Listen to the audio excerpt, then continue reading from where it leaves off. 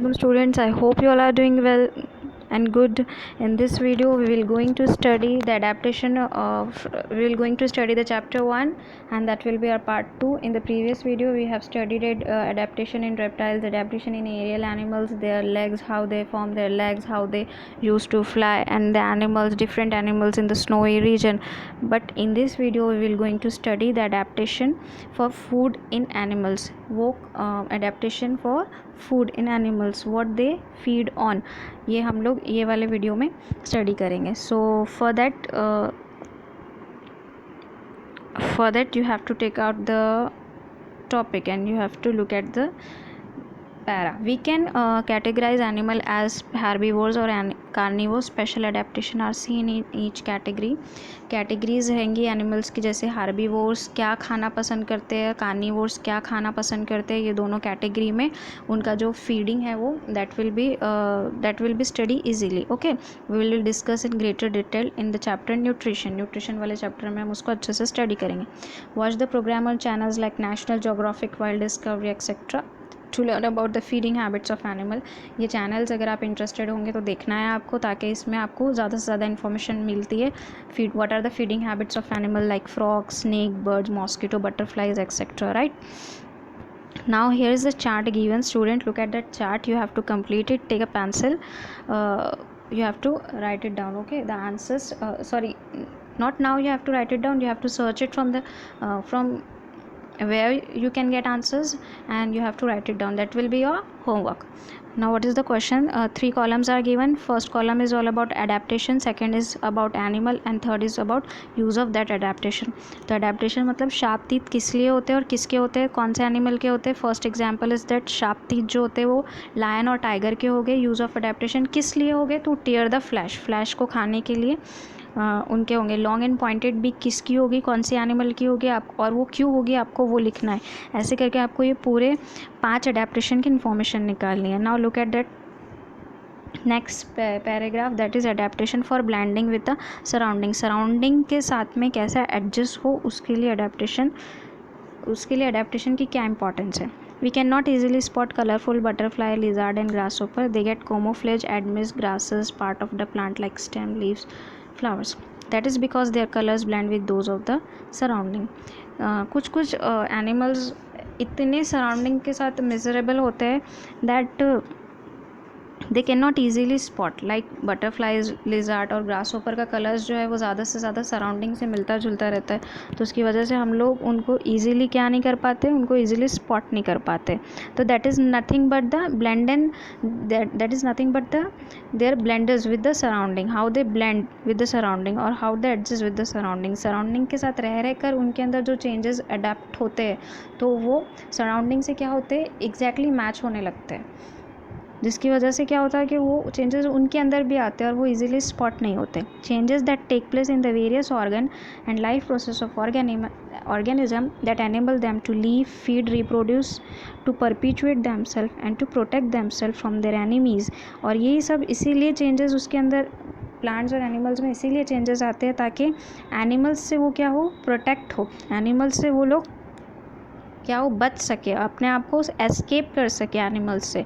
इसीलिए वो specific surrounding में रहना स्टार्ट करते हैं और उसी की चीज़ को क्या कर लेते हैं, वो अडेप्ट कर लेते हैं. Depending about the habitat and its geographical condition are called adaptation.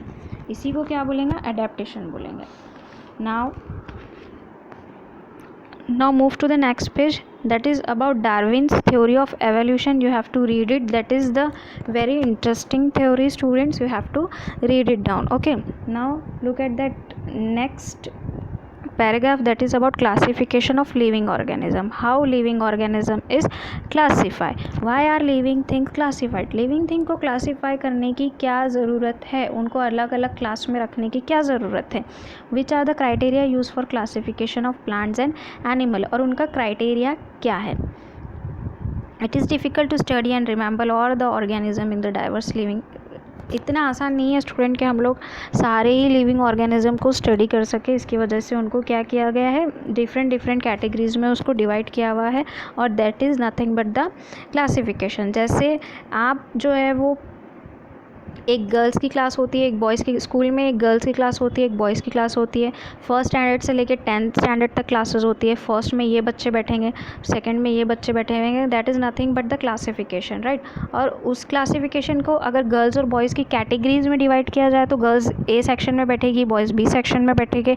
जो शार्प स्टूडेंट है वो ए सेक्शन में बैठते हैं मोस्टली, जो थोड़े वीक स्टूडेंट रहते हैं वो बी सेक्शन में बैठते हैं। तो ये क्या है, ये सब क्लासिफिकेशन है कैटेगरीज की बेसिस पे कि कौन वीक है, कौन शार्प स्टूडेंट है। तो वैसे ही लिविंग थिंग का क्लासिफिकेशन होता है कि अलग अलग डिफरेंट क्राइटेरिया पे, डिफरेंट कैटेगरीज में, डिफरेंट साइंटिफिक है। और इसको स्टडी किसने किया, डिफरेंट साइंटिस्ट ने किया, डिफरेंट क्राइटेरियाज को लेके एंड इंडिपेंडेंटली क्लासीफाई प्लांट्स और एनिमल्स, और प्लांट्स और एनिमल्स को इंडिपेंडेंटली क्लासीफाई किए, that is a hierarchy. A hierarchy is form in the classification that start with the kingdom Animalia और किंगडम प्लांटी।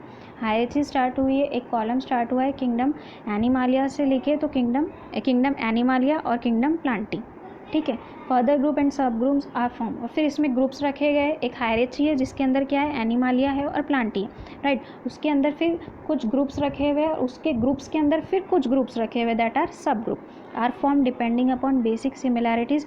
और ये ग्रुप्स में कुछ सिमिलैरिटीज़ के तौर पे रखे हुए हैं, तो कुछ डिफरेंसेस के तौर पे रखे हुए हैं। तो यही सब चीज़ों को क्या बोलेंगे स्टूडेंट, हायरार्ची बोलेंगे। क्या बोलेंगे स्टूडेंट, हायरार्ची बोलेंगे।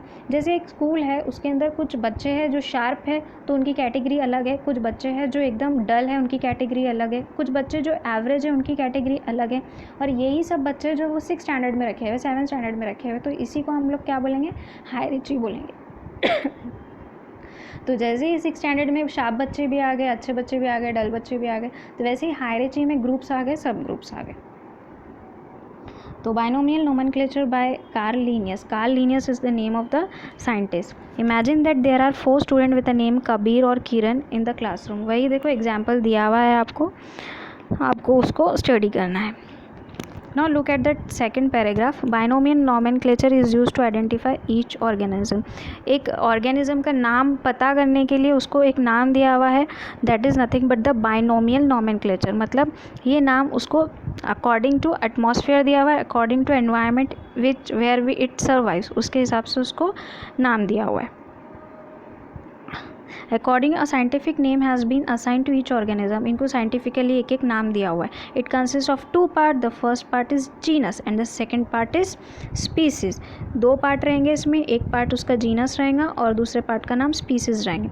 All identified organism have been assign to binomial name. सारे ही प्लांट और ऑर्गेनिज्म जो है वो आइडेंटिफाई किए गए हैं और बाइनोमियल नेम उनको दिए गए हैं as per the guideline of International Code of nomenclature.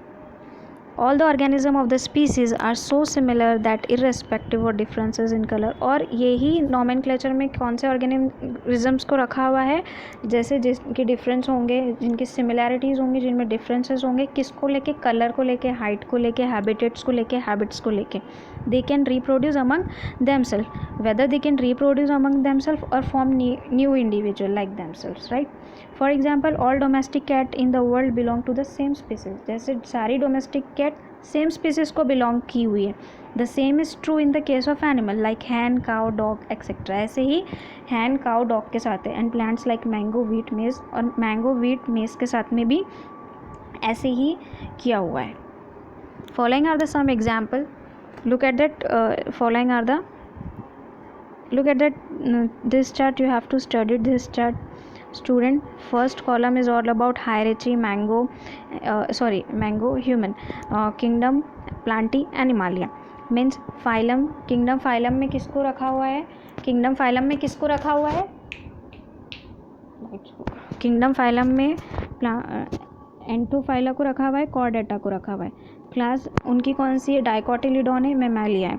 Order उनका कौन सा है, सैफिनडेल्स है, प्राइमेट्स है। फैमिली, हायरार्ची फैमिली को बोला जाएगा। एनेकार्डिशिया मैंगो को बोला जाएगा, और ह्यूमन में उसको होमिनिडिया बोला जाएगा, राइट। जीनस जो है तो हायरार्ची में जीनस रहेगा। मैंगो को जीनस क्या बोला, मैगी फेरा बोला जाएगा, और ह्यूमन में होमो बोला जाएगा। स्पीसीज़, हायरार्ची में स्पीसीज़ को, मैंगो की स्पीसीज़ को इंडिका बोला जाएगा, और ह्यूमन की स्पीसीज़ को सैपियंस बोला जाएगा। Now look at the next page. Following are some example of organism from kingdom Plantae and Animalia classified the binomial method of the nomenclature. How they are classified as the binomial method of nomenclature, we will going to see it now. Living thing, that is dog, उसका scientific name रखा गया है Canis lupus familiaris. उसके बाद है cow का scientific name रखा गया है Bos taurus. हिबिस्कस, तो बॉस जो है उसका जीनस रहेगा स्टूडेंट, और टॉरस जो रहेंगी वो उसकी स्पीसीज़ रहेंगी. हिबिस्कस एक प्लांट है जिसका साइंटिफिक नेम है हिबिस्कस रोज़ा साइनेंसिस, वेयर हिबिस्कस रोज़ा जो है उसका जीनस रहेगा, रोज़ा साइनेंसिस जो है उसकी स्पीसीज़ रहेगी, और हिबिस्कस जो है उसका जीनस रहेगा. वेयर जवार एक लिविंग थिंग है, जवार एक प्लांट है, ग्रेन है, उसका साइंटिफिक नेम रखा हुआ है सॉर्गम बाइकलर. तो सॉर्गम उसका जीनस है, सॉर्गम उसका जीनस है, और बाइकलर जो है उसका क्या है, स्पीसीज़ नेम है. तो आई होप स्टूडेंट आप लोगों को सारी चीज़ें समझ में आई होंगी. फॉर डिटेल स्टडी अगर इसकी होगी तो आपको और क्लियरली समझ में आएगा. When will you come in the school, I will going to explain it face to face. मैं आपको अच्छे से एक्सप्लेन कर दूँगी इसको. अभी के लिए फॉर जस्ट ओवरलुकिंग और for just learning for exercise, it is better to understand only in this limit. Okay, so आप जब क्लास में आएंगे तो मैं आपको ये एग्जाम्पल के साथ में और अच्छी तरीके से आपको मैं ये chapter समझाऊंगी. In this way we have completed this whole chapter. In the next video I will going to provide you the exercise of this chapter. So I hope you all get my points. So thanks for watching and Allah Hafiz.